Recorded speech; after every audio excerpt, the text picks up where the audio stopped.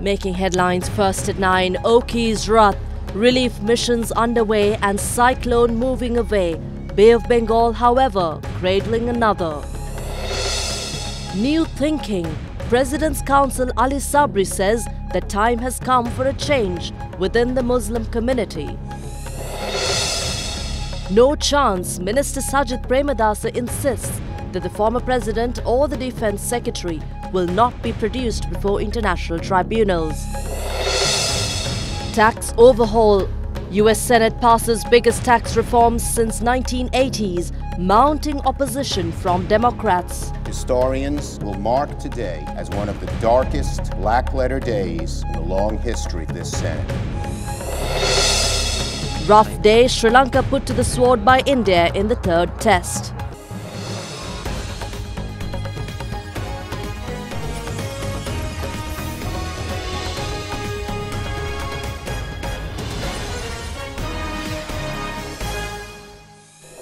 Bringing you news from across Sri Lanka and around the world, I'm Indivari Amuatha on Other Derana 24/7, first at 9.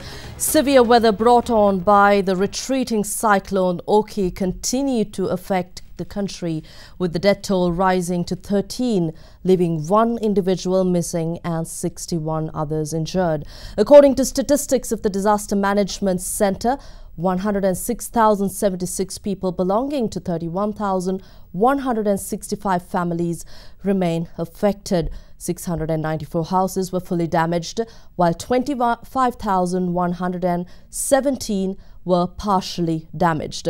Although Cyclone Oki is moving away, it is strengthening. And let's now cross over to Katharina Chang, who's standing by at the Other Derana Severe Weather Centre to get the latest on the situation.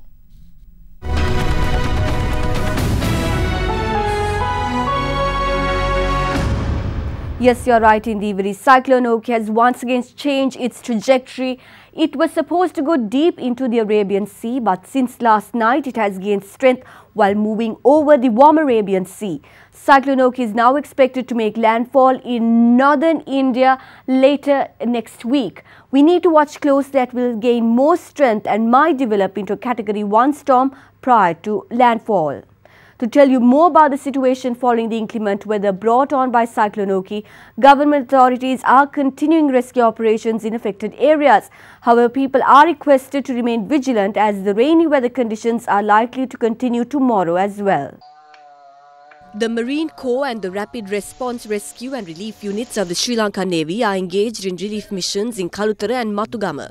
The Disaster Management Centre says all stakeholders are working to dispatch relief missions and services around the clock.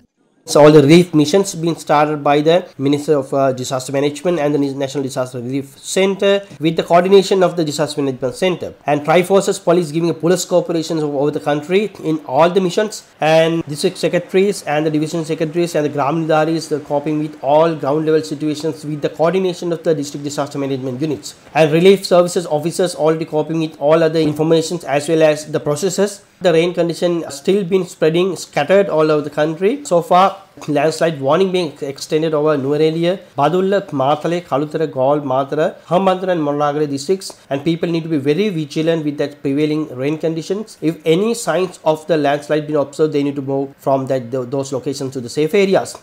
Although landslide warnings remain in effect, red alerts issued by the National Building Research Organisation for several areas in the districts of Ratnapura, Kalutara, Galle, Matara and Badulla are lifted.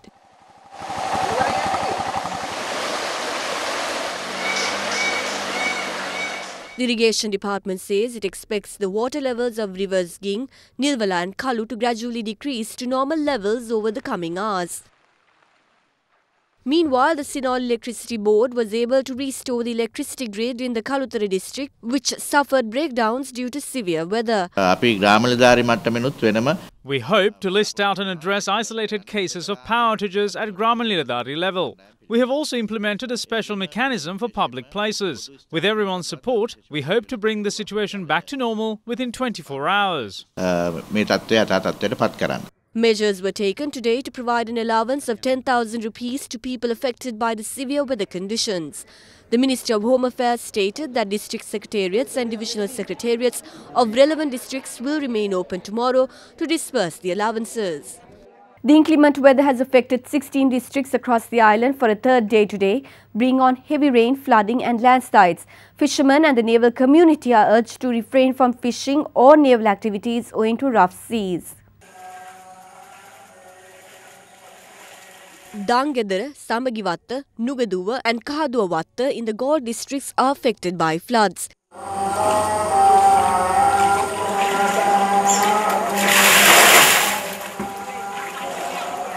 A minor flood situation prevails in the Baddegama area, and even though water levels are on the decrease, the irrigation department advises people from Baddegama to Gintoto to be on alert. In the meantime, fishermen in the Galle port refrained from going out to sea today, while the bodies of those who went fishing during the past few days washed ashore in several places along the southern coast. The body of a 29-year-old Ukrainian national was also found along the Modara beach.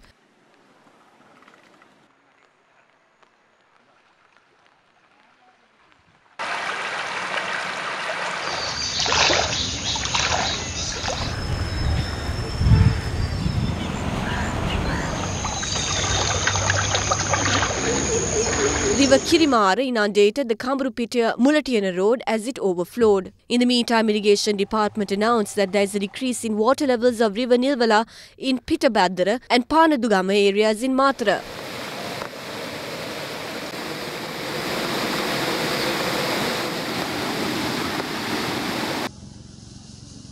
Heavy rains meanwhile washed away debris in the Castle Ray Reservoir.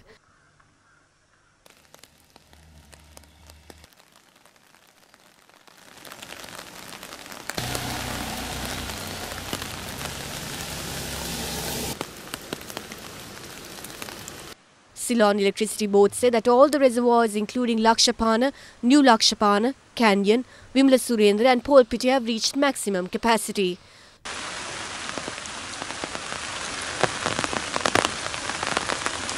Meanwhile, the cultivations of Agrapatana, Dayagama, Bhagavantalava, Norwood have sustained damage owing to the prevailing inclement weather. A tree fell onto a building in Panadura Royal College.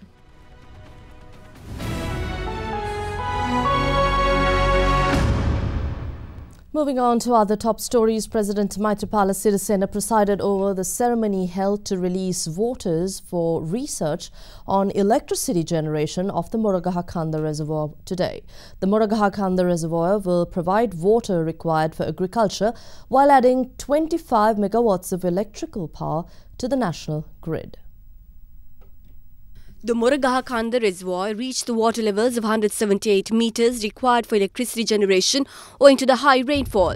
President Maithripala Sirisena arrived at the location for an observational tour and released water off the reservoir to commence power generation.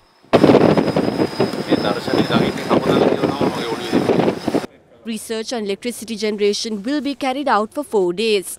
Generation of electricity from Moragahakanda will save fuel costs to the tune of 336 million rupees annually. In the meantime, former chairman of the Gampolo Municipal Council, Gamini Hettiarachchi, representing UMP, joined with the Sri Lanka Freedom Party at the president's official residence today. Hettiarachchi, who was part of the joint opposition during the past few years, was appointed organizer of the Kandy district by the president. Appointment letters were also handed over to 19 new SLFP organizers during the event. And former President Chandrika Bandaranaike Kumaratunga says that the constitution must not be limited to a document but should be used to ease divisions which had prevailed between communities for decades. Addressing a function held at the BMICH in Colombo today, the former president said that the constitution should be a tool to instill peace among each other. The program to distribute school stationery and financial provisions for children of low-income families was worked off with the participation of former President Chandrika Bandaranaike Kumaratunga and Minister of Education Akali Viraj Karyavasam. The previous government has not done anything to ensure peace between communities and various religions. Before the elections, the new government presented a clear philosophy and a promise in 2015. They pledged to create a country without corruption where honesty prevailed. I don't know if it was achieved. You must know it better than me. They said the wrongdoers will be punished. They pledged to create the background which will ensure the freedom of the country. They also promised to bring a constitution that ensures equal rights for all nationalities and religions. And Deputy President of the Sri Lanka Bar Association President's Council MUM Ali Sabri is of the view that it is time for a change within the Muslim community in Sri Lanka and to come up with new ideals. Speaking at a book launch at the BMICH recently, he highlighted the necessity of following one's own faith and coexisting with others while giving respect to other religions irrespective of race or caste. He added that Sri Lanka's Muslims should look to adopt a Muslim culture which is beyond Arabic. The book Quran Chintava, authored by former senior lecturer Ustad Manzoor, was launched at the BMICH in Colombo recently. If they are distorting the meaning of a phrase picked up from Al-Quran, it is completely wrong. There is a concept in Islam called ijtihad. It means finding a solution for a current problem while using other elements with the use of one's own mind. The message delivered in this book is that the Quran will never pose an obstacle to forging ahead with a Sri Lankan identity. I now thoroughly believe that the need of the majority of Muslims in the country is to develop a Sri Lankan identity and not to adopt an Arabic culture.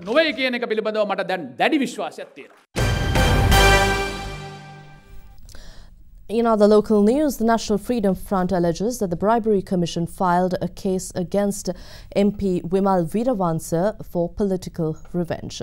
Acting General Secretary of the National Freedom Front, Attorney at Law Kapila Gamage made the allegation addressing a media briefing held in Colombo today. All of a sudden, the Bribery Commission is filing a case against Wimal Veeravansa at the High Court. According to my belief, the court case was filed in the middle of the Bribery Commission's proceedings. What they want to say is that there are court cases being filed on Wimal regarding 70 million rupees. They are questioning as to how Wimal earned 10 million rupees plus. They themselves say that it was the amount given to the Ministry of the Housing and Construction for its fuel usage for vehicles during a 5-year term. This is a fuel facility given to a minister by the government. This is not some other earning. It was the amount sanctioned by the ministry. From August 2014 to the 31st of December 2014, he had spent over 750,000 rupees for his family. He was asked as to how he earned it. When we calculated the amount, he had spent 26,000 rupees per month for the family. They are asking a parliamentarian who is roughly earning 65,000 rupees per month as to how he spent 26,000 rupees on the family. Such accusations are being levelled against Wimal due to his objections towards actions which are not in the interest of the country.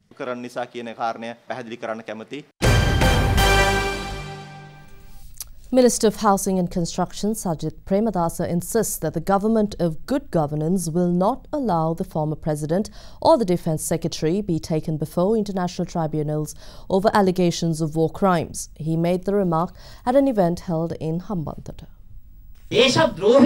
While they point fingers at our government calling us traitors, they also claim that we do not protect those who protected this country. Those who hunt for war heroes is the international community and not us. If any one of them calls for the former president or the former defence secretary before an international tribunal to answer allegations of war crimes, it won't happen, as the government of good governance will not let it happen.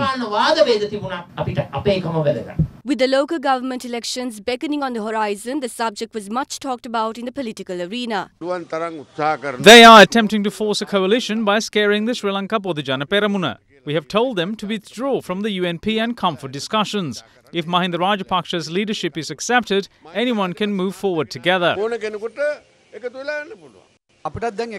We cannot join them because we have selected a set of candidates who will be contesting. If we join them now, then half of these candidates will not have the opportunity to take part in the elections. This will be a loss for us. Therefore, it is best if we contest separately. President Maithripala Sirisena is the leader and chairman of the party. Those who do not wish to contest under his leadership are the ones who are joining other groups. We have no intention of joining the United National Party, and we will never leave the Sri Lanka Freedom Party in order to join the Sri Lanka Podujana Peramuna. We do not have any deals with the UNP. The court has given a decision. The judiciary does not just make a decision. When such cases are taken up, there must be strong evidence, may it be written or oral, in order to issue a stay order. If we arrest anybody from the opposition at a time like this, then what we do is create characters. The FCID is not taking any action against ministers such as partly Champika Ranawaka and Rajitha Senaratne, who held positions in the previous cabinet. There are many complaints against them, but they are not being accepted. There is a supervisory committee to oversee the CID and the FCID. The committee comprises of the Attorney General, Prime Minister, Champika Ranawaka, Chandrika, Sarath Fonseca and Sagala Ratnayaka. They are calling for Gotabaya Rajapaksa's arrest whilst being in the committee. Also making news, other than a correspondent USP Bandara, who was attacked while attempting to report the situation on the displaced people in the Koslanda area in Vellavaya yesterday, has been transferred to the Monaragala Hospital for further examinations. He was earlier admitted to the Koslanda District Hospital after he came under attack by a group. 53 families from the Koslanda area in Vellavaya are temporarily housed at a tea factory in Koslanda.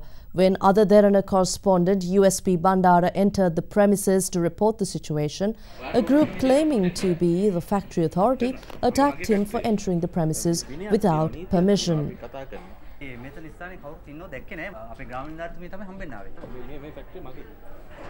Three suspects were arrested by the Koslanda police following a complaint lodged by the other Derana correspondent. They were later released on bail.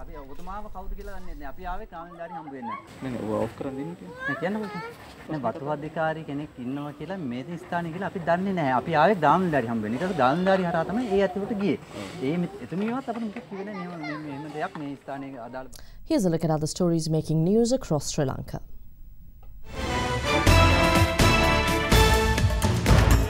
The Sri Pada pilgrimage season will commence tomorrow with the dawn of the Unduak Poya Day. Preliminary religious observances in this regard was held at the Galpottawela Sri Pada temple in Palmadulla this morning. The traditional procession parading the statue of the deity Sumana Saman, the sacred casket and celestial jewellery commenced early this morning with the participation of the Minister of Buddha Sasana, Gamini Jayawickrama Perera and devotees. The Sri Lanka Navy apprehended 20 Indian fishermen along with 2 fishing trawlers for poaching in the Sri Lankan territorial waters north of Covilan Point and Point Pedro last night. The apprehended fishermen were handed over to the Assistant Director of Fisheries in Jaffna for further action. An 8-foot mugger crocodile made its way adjacent to the botanical garden in Hambantota. Officials of the Wildlife Office in Hambantota captured the crocodile and released it into the Boondala National Park today. Mugger crocodiles are only seen in Sri Lanka and India. You are watching Sri Lanka's #1 news channel, Other Derana 24/7.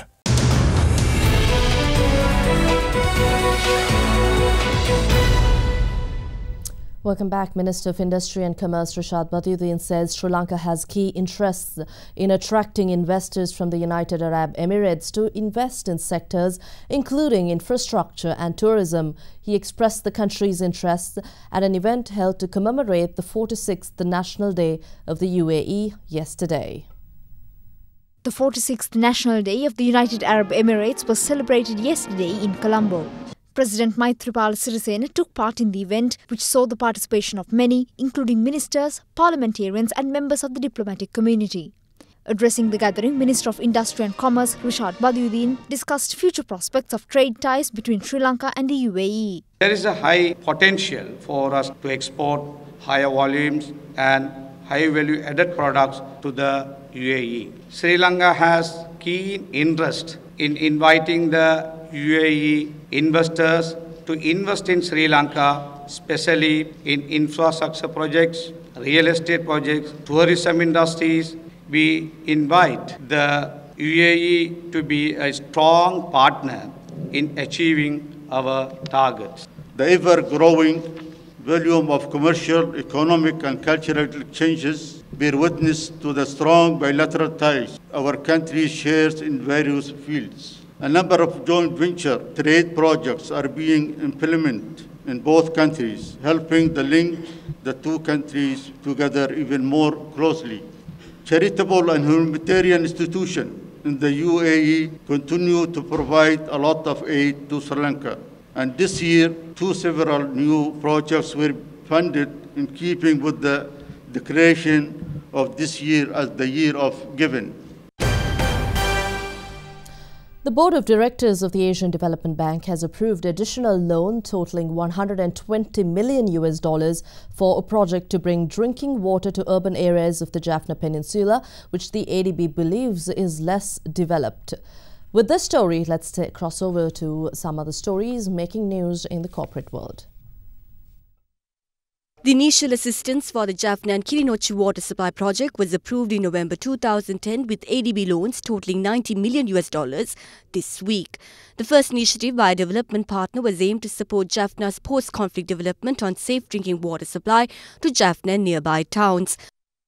The 18th annual BMS Graduation Awards Ceremony 2017 was held in Colombo recently. The ceremony awarded certificates to over 700 graduates and diplomates who received awards in the streams of business and management, human resource management, banking and finance and biomedical science by Northumbria University, UK and Edinburgh Napier University. The third annual SLT Silk Sports Awards 2017, organised by Sri Lanka Telecom and Sports Info, was held in Colombo recently. Minister of Sports Dasri Jayasekara was the chief guest of the event, while Minister of Petroleum Resources Development Arjun Rantunga and Professor Carlo Fonseca participated as a guest of honour. 29 awards were presented to appreciate the contribution to sports by the people through the previous year and past years.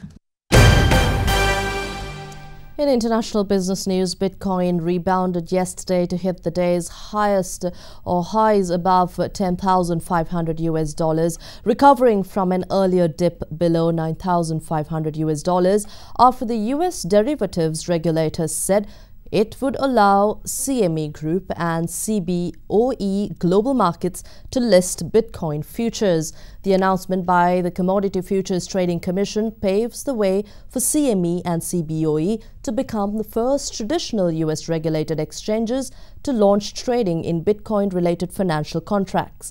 It is a watershed moment for the cryptocurrency that could lead to greater regulatory scrutiny. On Wednesday, Bitcoin smashed through $10,000 before rocketing past $11,000 less than 12 hours later to an all-time high of $11,395 and then plunged to around 20% in the hours that followed.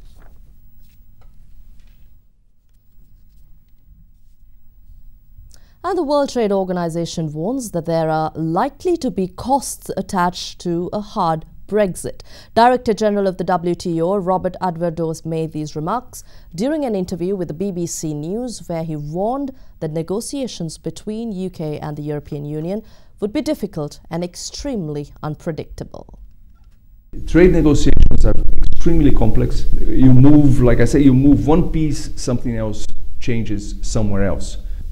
I think it's going to be very tough because of the number of elements and variables involved in this conversation. It's not a situation where you can measure and establish a schedule of conversations and meetings and say, by this date we're going to do this, by that date we're going to do that. It's going to be extremely unpredictable. You are watching Sri Lanka's premier news channel, Other Derana 24/7.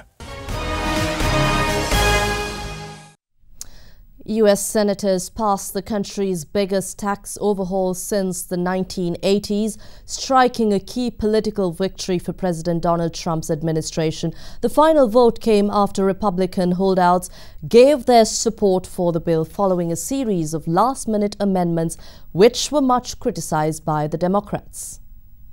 The yeas are 51 and the nays are 49. The Tax Cuts and Jobs Act as amended, is passed. The sweeping tax cuts bill was passed despite a Senate committee finding it would add $1 trillion to the budget deficit. The Senate must now merge its legislation with that passed last month by the House of Representatives. The reconciled bill will then be sent to President Donald Trump for his signature to be enacted into law. Democrats allege the bill would only benefit corporations and the wealthy. However, they were unable to muster enough votes to stop it. Historians will mark today as one of the darkest black-letter days in the long history of this Senate. The bill was received by members of this body only a few hours ago. Not a single member of this chamber has read the bill. It'd be impossible. Some of the pages were completely crossed off, and text has been replaced by handwritten notes. When we got the bill, this is what it looked like. Meanwhile, former US National Security Advisor Michael Flynn pleaded guilty to making false statements to the FBI about meetings with Russia's ambassador weeks before Trump became president. The charges were brought by Special Counsel Robert Mueller as part of his inquiry into alleged Russian meddling in the 2016 US presidential election. The Senate Intelligence Panel's top Democrat meanwhile says the spotlight may now move to individuals including Trump's son-in-law, White House advisor Jared Kushner. Also topping international news, North Koreans gathered in Pyongyang yesterday to celebrate the successful launch of the country's new intercontinental ballistic missile. Video provided by the North State News Agency KCNA showed thousands of North Korean residents and soldiers along with high-ranking government officials gathered at the Kim Il-sung Square to attend a mass rally and to watch a fireworks display. North Korea said it successfully tested a powerful new intercontinental ballistic missile on Wednesday that put the entire US mainland within range of its nuclear weapons.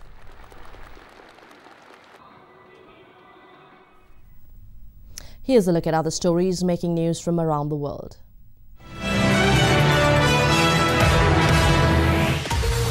Unrest in Honduras yesterday left at least one protester dead and over 100 others arrested for looting after delayed and disputed presidential election vote count led to protests. Curfew was imposed and the army and police were given extended powers in response to the unrest. European Council President Donald Tusk warns that unless Ireland is satisfied with the UK's border arrangements, the EU will refuse Britain's demand for talks on a post-Brexit transition and future trade pact. He made the remark following talks with Irish Prime Minister Leo Varadkar in Dublin yesterday. Russian Foreign Minister Sergei Lavrov condemned a US threat to destroy North Korea in the event of a war as a bloodthirsty speech, adding that military action against Pyongyang would be a mistake.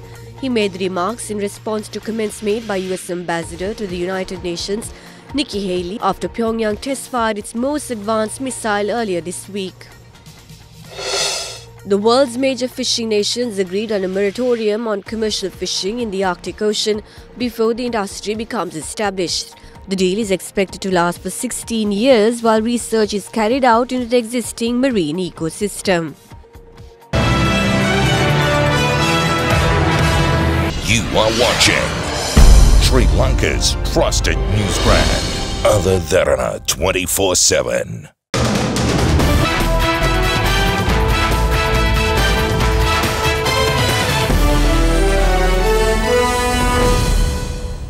On to cricket now. It was a grueling day for Sri Lanka in the field today against India in the third and final test. Winning the toss, India amassed a mammoth 371 runs for the loss of 4 wickets in only the first day of the match played at the Feroz Shah Kotla ground in New Delhi. Winning the toss, Indian skipper Virat Kohli elected to bat first. Shikhar Dhawan was the first to fall as he was dismissed by Dilruwan Pereira. The dismissal saw the off-spinner notch up a milestone as he became the first Sri Lankan bowler to clinch 100 wickets in the minimum amount of matches. Kohli, together with Murli Vijay, scored 283 runs, taking the host to a dominating position at the opening day of the third test. Kohli stands unbeaten with 156, while Vijay scored 155. 156 not out, 20th. And Sri Lankan swimmer Cherantha De Silva set 3 new national short course records at the 7th Singapore National Swimming Championships, which began yesterday. De Silva managed to break the 100-meter freestyle record set by fellow Sri Lankan swimmer Matthew Abesinghe, who finished the event in 49.75 seconds in 2015. The new record timing of Charanta De Silva is 49.29 seconds. De Silva set a national record in the 200-meter butterfly stroke as well by finishing the event in 1.57 seconds. He concluded the 50-meter butterfly event with a timing of 23.48 seconds, breaking his own record set during the preliminary rounds.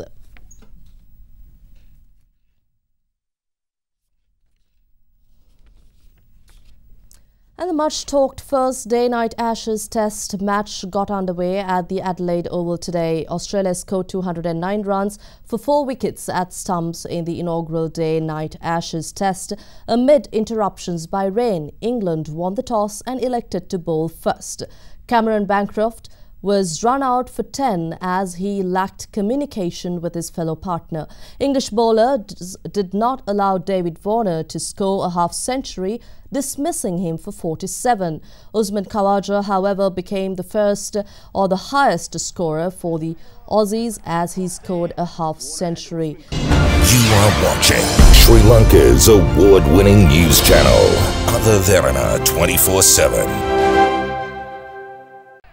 Let's now cross over to the Weather Centre for your Forecast First evening edition.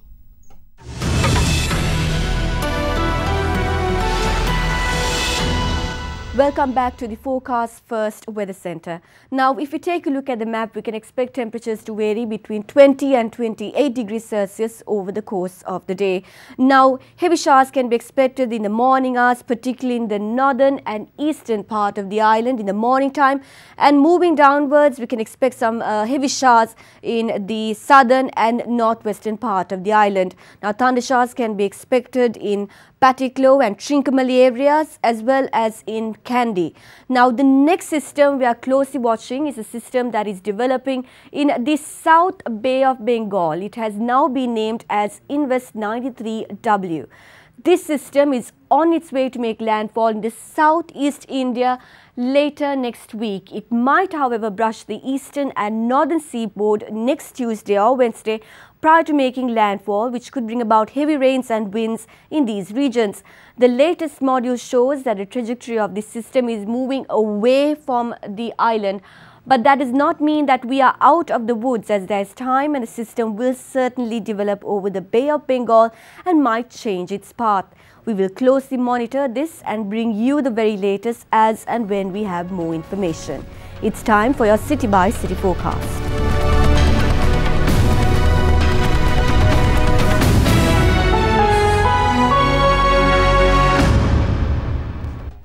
And that's all from us tonight. You may connect with us on social media by visiting facebook.com/first@9 or twitter.com/first@9 for the latest developments from across the world. Before we go, we'd like to take you to Switzerland, where two French windscreen flyers pulled off a breathtaking stunt over the Alps when they jumped from a mountain and then landed on board a flight in mid-air. They had to take more than 100 practice flights to perfect the hazardous stunt.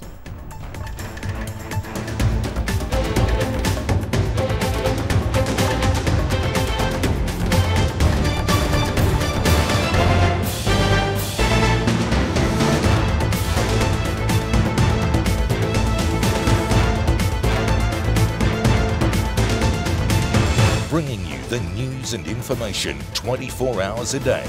This is Sri Lanka's premier news channel, Other Derana 24/7.